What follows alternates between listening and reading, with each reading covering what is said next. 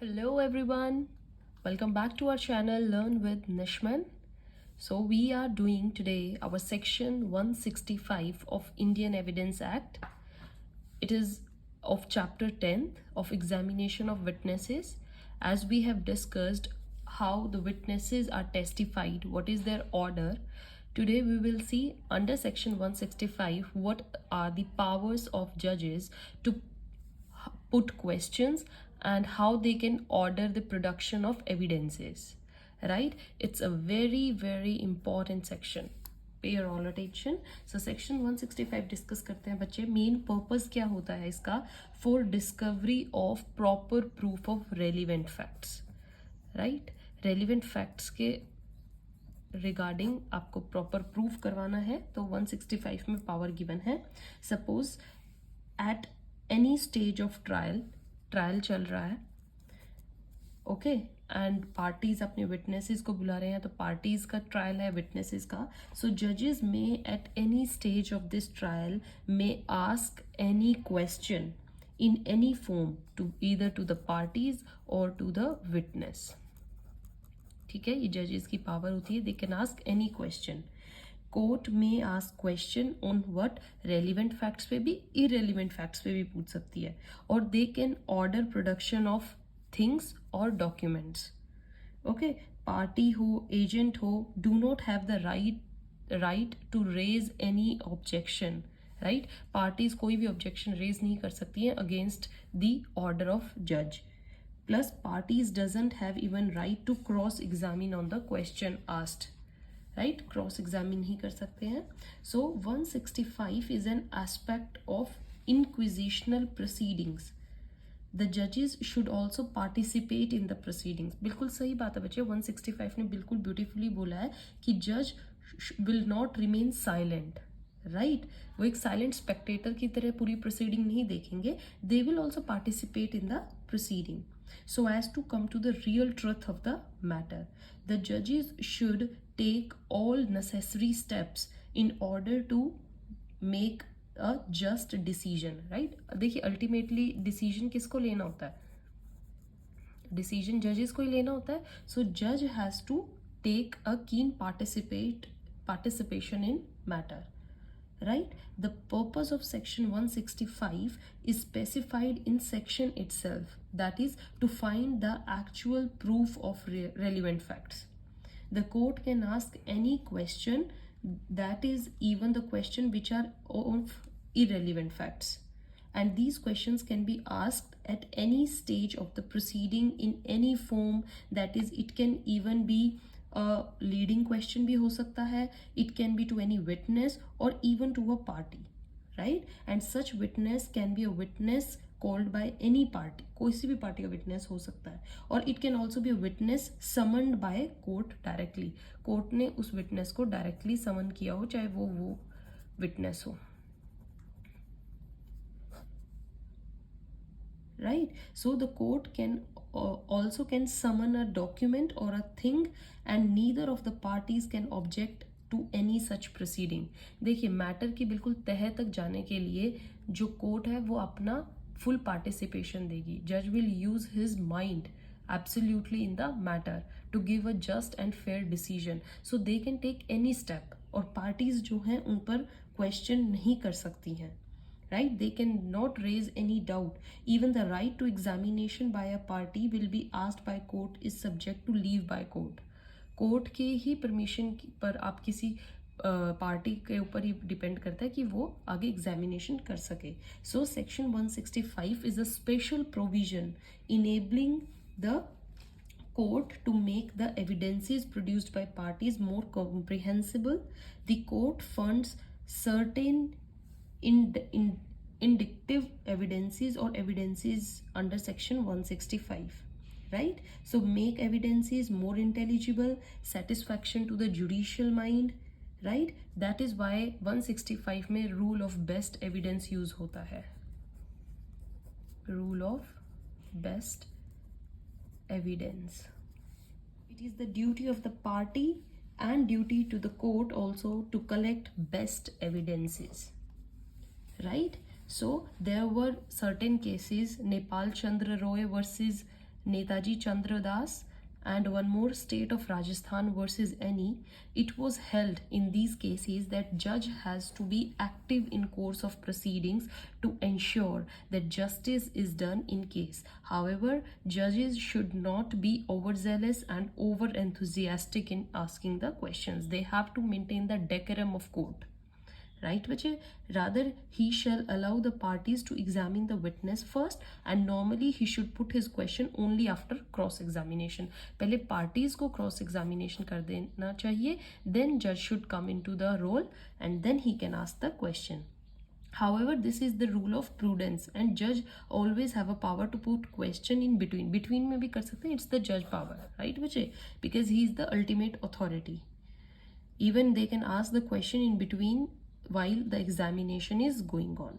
So if a pertinent question, judge may ask in between, but judge should not play role of opposite party. That's very true. Opposite party का role play नहीं कर सकते हो. हाँ, अगर आपको लगता है कि कोई क्वेश्चन है that is very important, you can ask in between. Right, there was a case Ramchandra versus state of Haryana, जिसमें ये बोला गया था दैट जजेस shall not play the role of public prosecutor. He cannot threaten or intimidate or rebuke the witness in order to take answers from him, right? So the court can ask questions of under section 165 to the party directly, but if party appears as a witness, अगर party witness को ही appear कर दे under section 315 CRPC में, then court can ask question to him even as a witness. Right, so the questions that the court asks to the witness या party can be of any nature. It can even be a leading question or it can be upon some hearsay fact, right? So or it can be irrelevant fact भी हो सकता है, as I told you. So the purpose of asking such question is to find out the proper proof of relevant facts. Right, Bache? Now let's discuss what is the difference between section 165 under Indian Evidence Act and section 162 under CRPC. इनके बीच में difference देखते हैं बच्चे. Is there a conflict between them or is there harmony between them? देखिए 162 of CRPC हमें क्या बताता है? That statement made by a person during police investigation. Okay, no use of such statement. आप उन स्टेटमेंट्स का यूज नहीं कर सकते and it can only be used for contradicting the victim. ये डाइंग डिक्लेरेशन को यूज कर लो, but it can not be used as evidence. इसमें आप स्टेटमेंट्स को एविडेंस के तौर पर यूज नहीं कर सकते हो. If court wants to ask question under 165 Indian evidence, but Indian evidence act का 165 सेक्शन में क्या कहता है? If you want to ask question on these statements, then party और pleading can not ask but court can ask. Means जजेस के पास power है, they can ask the question. So courts powers are unfettered. Only restriction under section 165, restriction of 162 applies only upon party. यहाँ पर सिर्फ parties पे restriction है, but 165 के पास ऐसी कोई restriction नहीं है. Court can directly ask. Right बच्चे, हमारा केस था एक Raghunandan versus state of UP. इसमें क्या था? It was held that restrictions regarding the statement of witnesses और accused is applicable only to the parties. जो रेस्ट्रिक्शंस 162 में दी गई हैं बच्चे, ये रेस्ट्रिक्शंस सिर्फ पार्टीज पर एप्लीकेबल है. मीन्स पार्टीज उन स्टेटमेंट से रिलेटेड क्वेश्चंस नहीं पूछ सकती हैं. ये रेस्ट्रिक्शंस कोर्ट या जजेस पर नहीं है. Right, but court under section 165 has unfettered powers to ask question to a witness or the party. Therefore section 162 doesn't specify as to whether these restrictions apply on court or not. यहाँ पर सिर्फ parties का mention है, court का mention नहीं है. Right, so court's power being unlimited and section 165 on Indian Evidence Act being a special provision will override this section 162. And therefore court can ask questions on the basis of previous statement to the witness accused in the course of investigation. So 162 CRPC doesn't control this section. Right, now you can see the difference. 165 जो है ये section हमारा override करता है section 162 को. Now come to another distinction. Let's see what is the difference between section 165 of Indian Evidence Act and section 311 of CRPC. मैं ये differentiation इसलिए करवा रही हूँ बच्चे, एग्जाम में आपसे दो सेक्शंस के बीच की हार्मनी या डिफ्रेंसिएशन पूछा जा सकता है. आपको को रिलेट करना आना चाहिए कि आपने इस सेक्शन में क्या रीड किया था, क्या ये इसको ओवर पावर करता है या ये इसको ओवर राइड करता है. You should know the difference between the two sections. So let's discuss. 311 of CRPC says court has mandatorily to summon all witnesses whose evidence is essential to the just decision of the case. जिस case में आपको किसी witness की presence चाहिए, court has to summon that. Court suo motu issue summons. आप स्यू मोटो भी कर सकती है कोर्ट. कोर्ट्स विटनेस, उसको हम क्या बोलेंगे, कोर्ट्स विटनेस. जिस विटनेस की ज़रूरत पड़ी that yes his statement is relevant, तो आप उसको बुला सकते हो. It is the work of court to do complete justice and therefore he can do so. और party can give application that such person be summon. Party भी court को application दे सकती है, जज को एप्लीकेशन दे सकती है that we need particular person and please send summon to that person. So person in attendance in court called by court to give evidence, court's witness हम उसको बोलेंगे.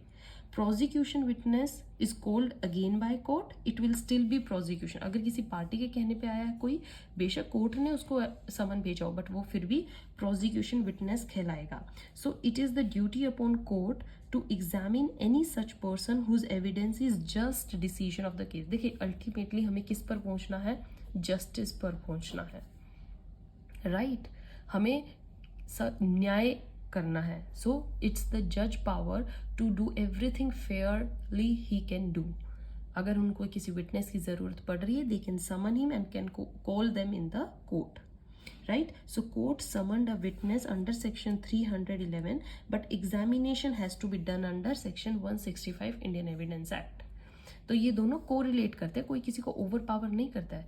सेक्शन 311 में आप समन भेजते हैं, it talks about summon, and whereas यहाँ पर it talks about examination, so they don't contradict each other. 311 is complementary provision in order to summon the witness. समझ में आया बच्चे? So section 311 provides for summoning or re-summoning of witnesses, but examination of that witness is done under section 165. Thus section 311 of CRPC and 165 of Indian Evidence Act are complementary to each other and both are related to doing of justice in the case, right. दोनों ही justice के लिए बने हैं, दोनों की help से आप एक जज जो होता है वो अपने राइट डिसीजन पर पहुंचता है, राइट. आपका एक केस देखिएगा, very important case was that Rajendra Prasad versus narcotic cell. Case रहा है 1999 का, बच्चे लिख लीजिएगा, Rajendra Prasad versus narcotic cell. इसमें क्या था, even if it amounts to a rectification of mistake, किसी ने गलती से नहीं किसी विटनेस को बुलाया है and now you want to rectify that mistake, court is free to summon a witness if it is essential for just decision. Just decision के लिए अगर आपको लग रहा है कि किसी विटनेस को बाय मिस्टेक समन नहीं भेजा गया but now you want to call them, court can do that. Section 165 is manifestation of inherent powers of court to do complete justice, right. आपका एक केस था union territory of Dadra Nagar Haveli versus Fateh Singh Mohan Singh Chauhan. इस केस में क्या था, accused was charged of murder and he was arrested. He moved the bail application in which he claimed that he was present in collector's office. भाई उस टाइम पे मैं कलेक्टर ऑफिस में था with collector at the time when murder took place and later he was tried for the offence of murder. The prosecution didn't summon collector. जब उसकी trial चल रही थी तो जो प्रोसिक्यूशन था उसने कलेक्टर को ही नोटिस नहीं भेजा कि कलेक्टर का ही स्टेटमेंट ले लें, right. So they didn't call him and now what happened to disprove alibi. However जो defense था उन्होंने क्या किया, they summoned 2 officers from collector's office and got the alibi proved. उन्होंने alibi prove कर दी. Now prosecution क्या चाहता है, they apply for summoning the district collector. They by mistake उन्होंने वहाँ के कलेक्टर को पहले नोटिस नहीं भेजा, and now they want to call him to disprove the plea of alibi. The objection of this defence is that, अब वो चाहता था ये, बट डिफेंस ने ऑब्जेक्शन उठा दी दैट समनिंग ऑफ कलेक्टर जो होगी is now amount to rectification of mistake of prosecution, and therefore such summon जो होगा should not be allowed. Defence question उठा रहा है कि समन को कलेक्टर को अब समन नहीं जाना चाहिए because it will amount to rectification of this mistake. Now court के ऊपर अब बात आती है to decide the application. Main issue यहाँ पर ये उठा whether summoning of collector is allowed और नॉट अलाउड अंडर 311 CRPC। देखिए section 311 applies in those cases where a party wants to summon a witness out of turn और where court want to summon a court witness, right, इसलिए apply होता है। Court, being court of justice, has duty to do complete justice between the parties, and therefore court has the power to summon any witness or any document which is necessary for the just decision of the case. Now in this case which we are deciding, the prosecution failed to produce collector for examination in order to prove the alibi, and now prosecution by application wants to seek summon the collector. It is true that if application अगर हम allow कर देंगे ये क्या हो जाएगी, rectification of mistake by party. However this evidence of collector is very important in order to make the evidence intelligible. So evidence of collector is important for just and complete decision of the case. Therefore, even if it amounts to rectification of mistake, court shall allow the evidence of collector. Court को क्या करना चाहिए, allow करना चाहिए, because then it will lead to complete justice. And therefore this application of prosecution क्या की गई थी, अलाउ की गई थी, right बच्चे। So section 311 of CRPC as is complementary to section 165 of Indian Evidence Act provides that the court shall summon and examine any person whose evidence appears it to be essential to just decision of the case. Court has the purpose of doing final justice in the case, and as required under inquisitorial proceedings, court also has to effectively participate in proceedings. That's why court के ऊपर बहुत बड़ी duty बनती है that they have to keep participating in each and every step while the trial is going till the final judgment is not out, right? Section 311 in that light gives judicial discretion to court to summon a witness suo motu or upon an application of party. 311 एक तरीके से ये इसकी powers को और elaborate करता है, right. So no doubt accused has raised the plea of alibi, but last में अगर आपको एक फेयर डिसीजन में पहुंचना है, एप्लीकेशन को अलाउ करना चाहिए। So this is what our section 165 talks about. अब आप देखेंगे बच्चे सेक्शन 165 में एक प्रोविजो दिया गया है लास्ट में, वो प्रोविजो आप पढ़ें, बहुत इंपॉर्टेंट है। दैट प्रोविजो में क्या है, judgment is not to be based on irrelevant facts, ठीक है। आप इररेलीवेंट फैक्ट्स के केस में स्टेटमेंट ले सकते हैं, बट जब जजमेंट आए तो जो जजमेंट हो वो सिर्फ रेलिवेंट फैक्ट्स के बेसिस पर जजमेंट हो, एंड रेलिवेंट फैक्ट्स भी कौन से, जो प्रूव्ड हो गए हो, proved, right, to the satisfaction of case. So therefore there is no need to prove irrelevant facts. देखिए फैक्ट इन इशू प्रूव हो रहा है, एंड फॉर दैट पर्पस जो हमारे पास फैक्ट्स आए हैं वो कौन कौन से फैक्ट्स हैं, fact 1, fact 2, fact 3, fact 4, fact 5, ये 5 केसेस हैं।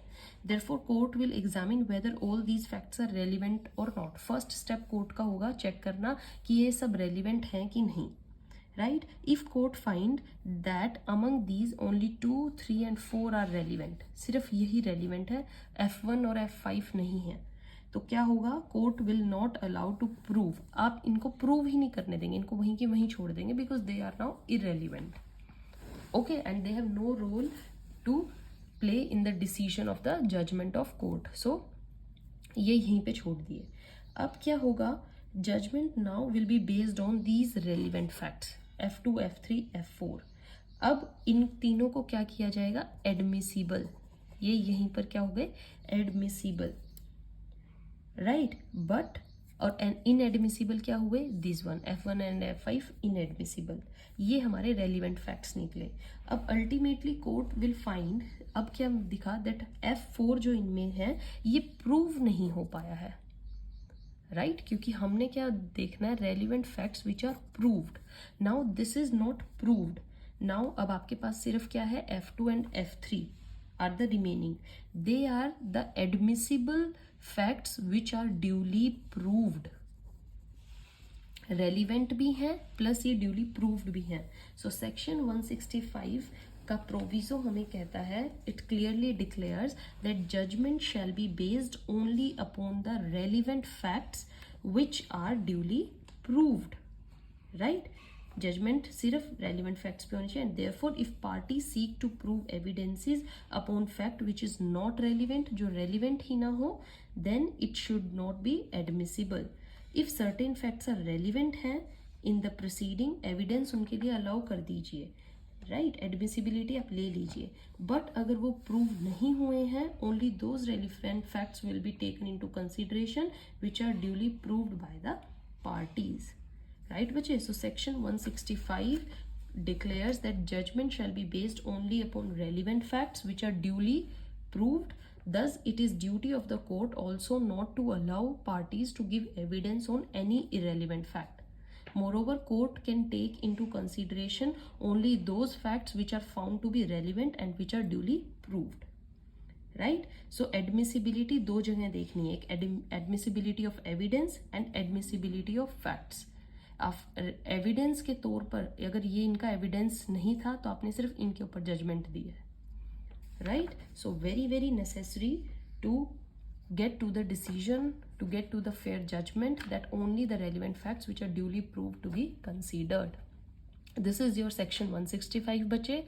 I have explained it in very detail, and if question comes, if there comes any correlation or if there comes any contradiction in between any two section, just give your 100%, give examples, give case studies। मैंने आपको बहुत सारी case studies भी सिखाई हैं, ठीक है। Tabular form में आंसर दीजिए या उनको कंपैरिजन में दीजिए, बहुत बढ़िया क्वेश्चन बनता है and it's very important section 165। Till then, keep reading, keep watching and wait for the next video. Thank you.